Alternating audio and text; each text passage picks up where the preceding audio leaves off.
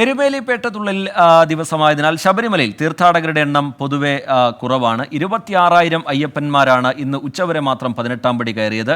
മകരവിളക്കിന്റെ ഒരുക്കങ്ങൾ വിലയിരുത്താൻ ശബരിമലയിൽ ഉന്നതതല യോഗവും ചേർന്നു.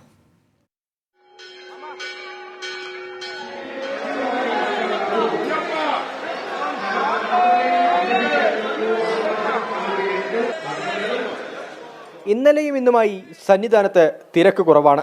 നടപ്പന്തലിലുൾപ്പെടെ വലിയ ക്യൂവില്ല. മകരജ്യോതി ദർശനം കണക്കാക്കിയെത്തുന്ന ഭക്തരാണ് കൂടുതൽ.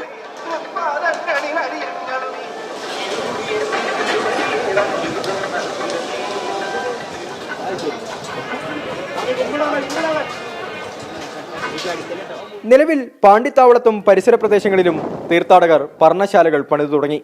ഒരുക്കങ്ങൾ വിലയിരുത്താൻ സന്നിധാനത്ത് ഉന്നതതല യോഗം ചേർന്നു.